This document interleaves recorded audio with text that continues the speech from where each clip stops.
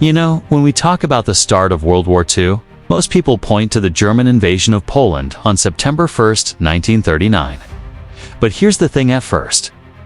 It wasn't a global conflict. It was a regional war between two neighbors. Poland had only recently become an independent nation in 1918. Its western borders were set by the Treaty of Versailles. But that didn't stop violent skirmishes with Germany from lasting until 1921.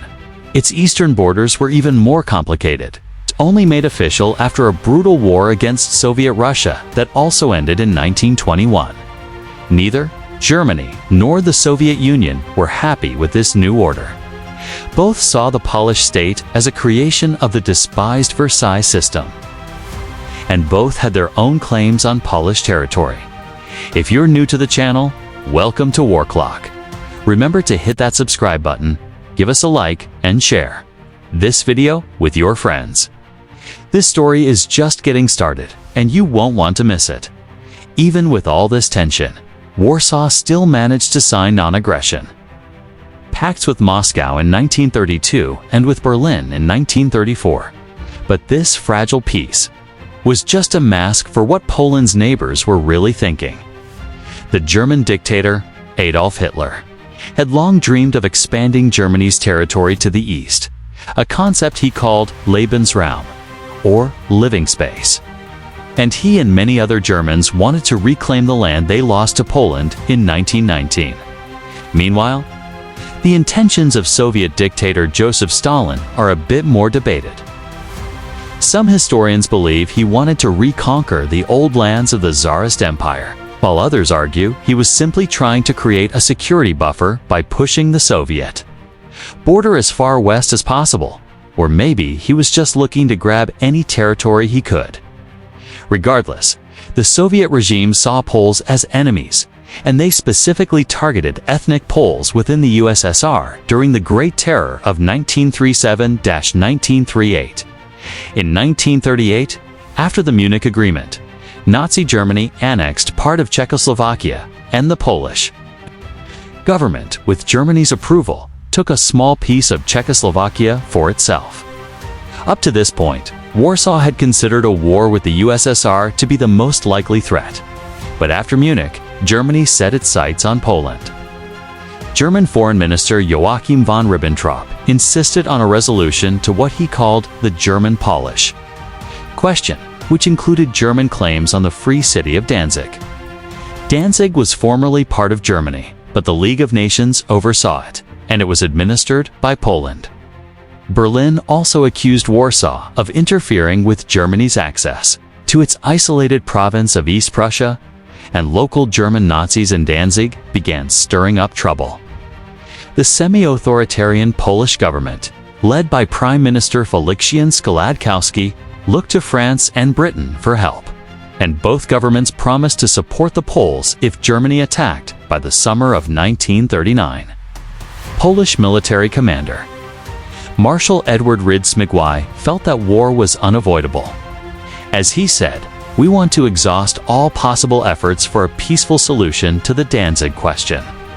But if Germany insists on its annexation plan, Poland will fight, even if alone, and without allies. The entire nation, to the last man and woman, is ready to fight for Poland's independence. And if we say we are going to war because of Danzig, it is a fight for our independence." Hitler didn't think Britain and France would actually keep their word, but he also didn't want to risk a two-front war. So, the German government offered the Soviets a deal. Even though the Nazis and Soviets were bitter ideological enemies from opposite ends of the political spectrum, they shared a common goal: overthrowing the current order in Europe and expanding their own empires. On August 23, 1939, they shocked the world by signing a non-aggression pact, sometimes called the Molotov-Ribbentrop Pact, in a secret protocol. They also agreed to divide Eastern Europe into spheres of influence. Germany would take control of the former Czechoslovakia, Western Poland, and Lithuania, while the USSR would have free reign in Finland, Estonia, Latvia, Eastern Poland, and Bessarabia. The stage was now set for war. In late August, the Germans orchestrated 4 fake attacks along the border to create a reason for the invasion. Men from the SS Security Service under Reinhard Heydrich wore Polish uniforms and raided a radio station at Gliwice, a customs post, a railway station, a gamekeeper's hut, and a few other locations. The Germans brought with them 4 men from the Sachsenhausen concentration camp and a local Polish sympathizer, whom they put in Polish uniforms, murdered, and photographed as supposed proof of a failed Polish aggression. The fact that most of these false flag operations didn't go as planned was quickly forgotten once the invasion started. The German plan, called Case White, was for a 2-pronged attack from the north and south. 2 German armies would close the Danzig corridor and move south from East Prussia towards Warsaw, while 3 southern armies would move north towards the Polish capital and east toward LWW, today Lviv. The German-aligned Slovak state also allowed German troops to use its territory. German armored and motorized divisions, supported by the Luftwaffe, would then trap the Polish forces west of the Vistula River to execute Case White. The Germans assembled a force of 1.5 million men, 3,200 armored vehicles, and 2,000 planes. Most of their 2,000 tanks were smaller Panzer I-2 or Czech models, with only 300 being the more modern Panzer IIs and IVs. Of their 50 divisions, only 6 were armored and 4 were motorized, with the rest still relying on horse-drawn transport. 3 Slovak divisions would also join the fight. The Poles had about 1 million men in 38 infantry divisions, 1 motorized brigade, and 11 cavalry brigades. They had 1,100 armored vehicles, but nearly all were small or outdated. They also lacked anti-tank weapons, and their air force was weak, with only about 750 older planes. At the urging of Britain and France, Poland had delayed its mobilization for fear of provoking Germany. So by September 1st, only about half of their units were in their assigned defensive positions. The Polish plan was based on a tough choice. Concentrating their forces risked leaving valuable territory and resources unprotected, while defending the whole border meant they would be too spread out to stop the enemy. Polish High Command decided to risk an all-around defense, hoping to hold out long enough for their French allies to launch a promised offensive. 15 days after French mobilization, on the morning of September 1st, Hitler falsely accused the Polish army of firing on German territory and announced that Germany was returning fire. German forces swarmed across the border, with the tank divisions aiming to break through and push forward as fast as possible to surround and isolate the slower Polish forces in pockets. Aircraft like the Ru-87 Stuka ground attack planes hit Polish positions, logistics, and communication centers to paralyze their command and control. Other German bombers hit Polish cities not only for military reasons, but also to terrorize the civilian population. Some of the first shots of the war were fired by the German warship, Schleswig-Holstein, which was supposedly on a friendship cruise to Danzig, but instead supported the German assault on the Westerplatte Peninsula. The surprised garrison of 180 Polish troops fought back furiously, but they were outnumbered with no hope of help, and they surrendered on September 7th. Although the Germans quickly broke through Polish lines in many places, many Polish units put up a fierce resistance and slowed down the German advance. A cavalry division held up German tanks at Makra and at Krochęty. An action gave rise to a persistent myth of Polish cavalry foolishly charging German tanks. What actually happened was that German tanks surprised a Polish unit of Ulan Lancers who were advancing to attack a German infantry unit, causing heavy casualties. An Italian war correspondent spoke to German tankers the next day, and his dramatic version of the story made propaganda headlines across Germany, highlighting German technological superiority and supposedly fanatical Polish resistance.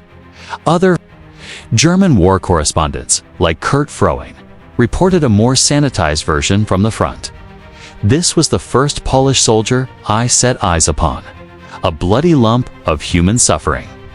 His legs drawn to his breast in pain, his face greenish and pale. We unbuttoned his blood-soaked tunic, and the German medic gave him a canteen of water. For the last time, a painful smile spread across his face as he whispered the German word "Danke." He died soon after and now rests under a decorated wooden cross. Polish command and control couldn't keep up with the chaos behind the lines and the rapidly changing situation on the front. On September 3rd, Polish Minister for War General Kasprzycki gave the order for the defense of Warsaw. The speed of the German advance shocked the Poles, and many Polish formations were trapped in pockets of varying sizes. They usually fought as long as they could, but a lack of food and ammunition, along with relentless air attacks, meant they couldn't hold out for long. As the Polish army prepared to defend the capital, on September 3rd, Britain and France declared war on Germany. Many Poles saw this as their only chance for salvation, and citizens like Helena Ragolska celebrated. We embraced each other, kissed, hugged, and danced. Long live England! Now we won't die in this unequal fight. A few hours later, France declared war on Germany. In Warsaw, there's enthusiasm and demonstrations. Still, the promised French offensive was 2 weeks away. In the meantime, the Germans took Krakow without a fight on September 6th. On the 8th, German advanced troops reached the outskirts of Warsaw, though Polish troops prevented them from entering. A German report reflected their difficulties entering the capital. It was pointless to try to break through here. The brigade ordered a retreat. Slowly, with their turrets facing rearwards, the tanks pulled back, giving each other covering fire. Riflemen, some of whom had panicked and retreated too early, blocked their path. On the tanks' hulls lay dead and wounded. The order to retreat didn't reach many of the tanks, and they were left behind. On the 9th Polish forces in a large pocket west of Warsaw launched a major counterattack at the Battle of the Buzora. They tried to push the Germans back to break out and prevent the encirclement of Warsaw. The fighting was the heaviest of the campaign. And even though the Germans had to divert troops away from Warsaw and some Polish units escaped to the capital, relentless German pressure on the ground and from the air crushed the pocket in about a week. Around the same time, the Germans broke the last Polish defenses in the north at Wisna, day by day. More Polish pockets surrendered, and German forces completely surrounded Warsaw by September 15th. The Germans demanded the city's unconditional surrender, but the Poles refused.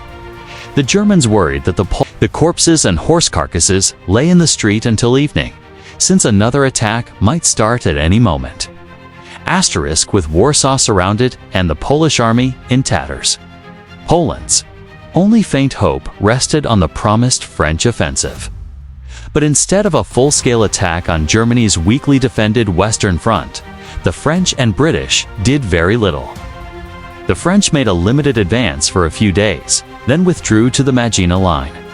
Instead, on September 17th, the Soviet Union joined the fighting on the German side. From the German point of view, Soviet entry couldn't come soon enough. They had been asking Moscow to join since the first days of September, because they were so worried about Britain and France. Although Moscow let the Germans use naval facilities at Murmansk and radio stations for the Luftwaffe in Minsk, they needed time to mobilize troops and end their border conflict with Japan in Mongolia. However, the Wehrmacht's faster-than-expected advance made Stalin worry that his new partner might not respect their secret deal. The Soviets also wanted to avoid being seen as full aggressors. So they came up with an excuse in a note that Soviet Foreign Minister Vyacheslav Molotov handed to the Polish ambassador in Moscow. The Polish government has disintegrated and no longer shows any sign of life. This means that the Polish state and its government have, in point of fact, ceased to exist. The Soviet government also cannot view with indifference the fact that kindred Ukrainian and Belarusian people, who live on Polish territory and who are at the mercy of fate, should be left defenseless. The reality that the Polish government and army were both still active and resisting the Germans made little difference. Red Army orders urged the troops to aid workers and peasants supposedly rebelling against their Polish landlords. But there was no such rebellion. Two Red Army fronts, with about 470,000 men, 4,000 tanks, 5,500 guns, and 2,000 aircraft crossed the border.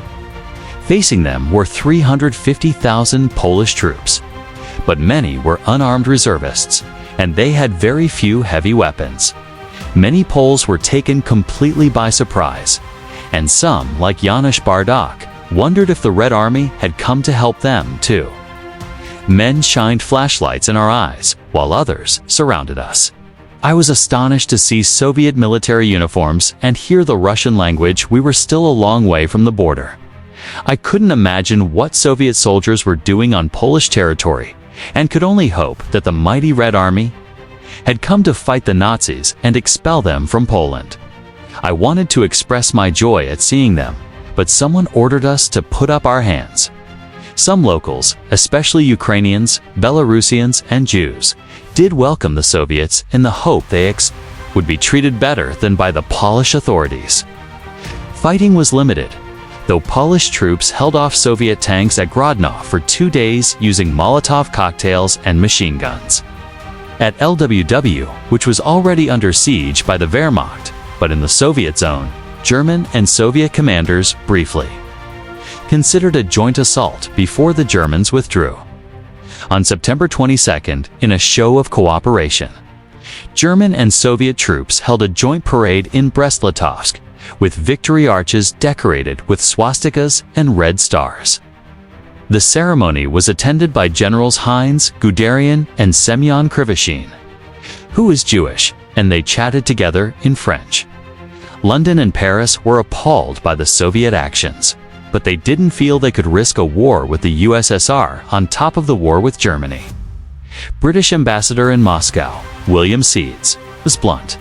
"I do not myself see what advantage war with the Soviet Union would be to us, though it would please me personally to declare it on Mr. Molotov."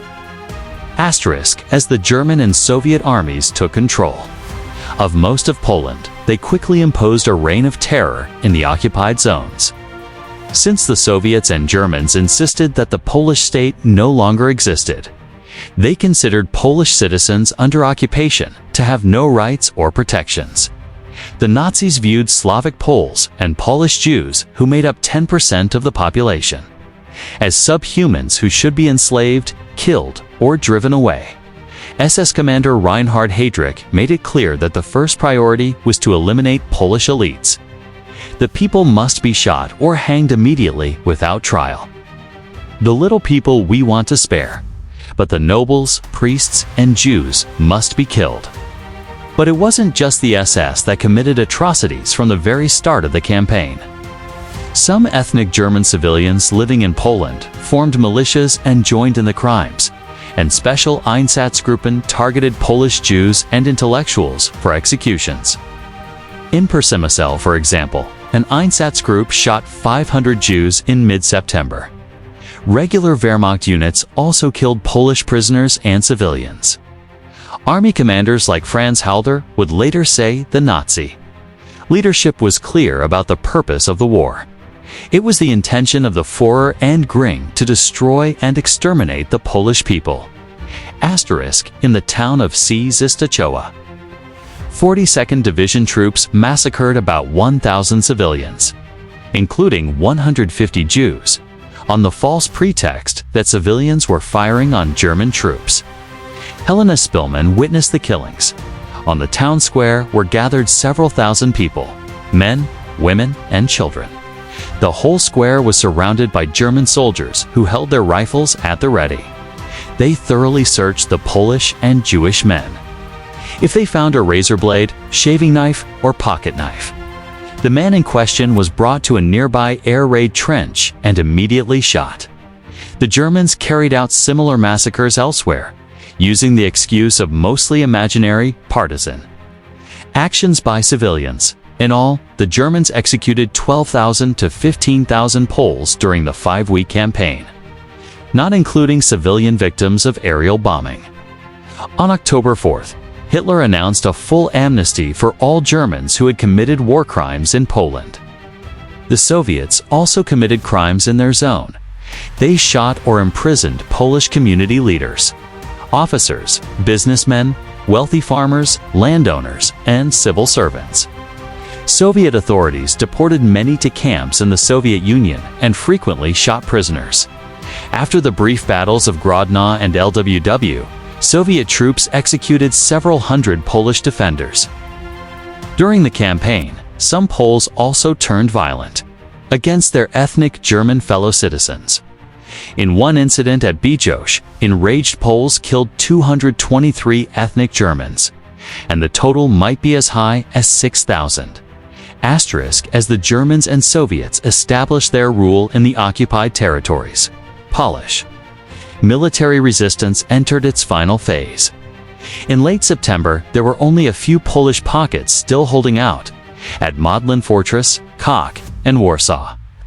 The Polish government fled to neutral Romania and then to France. The Germans tried to capture Warsaw as quickly as possible, but they had assigned too few units for the task and were inexperienced in urban warfare. The 180,000-man Polish garrison was low on ammunition and heavy weapons. But they fought back, using the urban landscape, ruins, and street barricades for cover. Elements of the German 10th Division were held up by a group of young Polish soldiers, about 30 military cadets. Gunners dug in a field gun and sat in a cellar next to it. If one of our tanks or assault guns appeared, a crew jumped up and fired until they were killed. Then came the next ones. This single gun demolished 3 German assault guns and 1 field gun. The Luftwaffe bombed the city heavily, targeting power stations, the water system, and electricity infrastructure. There was no power and no water. Civilian Helena Rogalska recalled the scene. Above us raged an inferno. One plane after another dove down onto us. And every time it seemed to us that this time we'd be hit. This expectation of death made our hearts stand still. September 25th marked the biggest aerial bombing attack in history up to that point, with 370 German planes dropping incendiary bombs to start fires. In total, the bombing killed about 40,000 Warsaw residents. Warsaw Mayor Stefan Storzinski broadcasted desperate radio appeals to Britain and France, and you, our allies who promised us help and swore you would stand by us no matter what. What are you doing? That is what the dead and dying are asking. By September 26th, his tone changed for the last time. I call on our allies. I am not asking for help. There's no time for that anymore. I demand revenge for the churches reduced to ashes, for the tears and blood of the innocent dead, for the suffering of those torn apart by bombs, burned up by phosphorus shells, or suffocated in collapsed cellars and bunkers. May all broadcasters who hear us, especially the French, repeat to the entire world, Warsaw is fighting. Poland is not yet lost. But the siege of Warsaw soon ended. Water shortages, the risk of disease, and the hopeless military situation forced the Poles to surrender on September 28th. Soon after, Modlin Fortress also surrendered, though the pocket at Kock held out until October 6th, marking the end of all organized Polish resistance. The Germans held a victory parade in Warsaw, filmed by the well-known director Leni Riefenstahl. The remnants of the Polish army tried to escape to neutral neighbors, and between 80,000 and 200,000 men succeeded. On their way, some units, like that of Captain Romuald Galicki, ran into armed opposition from unfriendly civilians, echoing the interethnic fighting of 20 years before. We march at night. There is no contact with the enemy. On the way, Ukrainian bands in villages Stepan, Manewicz, and Ratna were liquidated. Asterisk, the Polish campaign was over, and Nazi Germany and the USSR had achieved their immediate goals. Stalin would soon say that their friendship is sealed in blood. They also agreed to adjust their zones of control. Germany got more of Poland, and more Soviet raw materials needed for their war with France and Britain.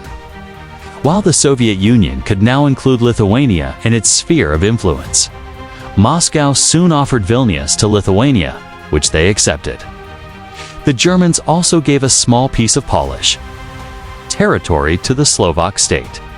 The speed and destruction of the German victory was used by Nazi propagandists to create the image of an all-powerful Wehrmacht.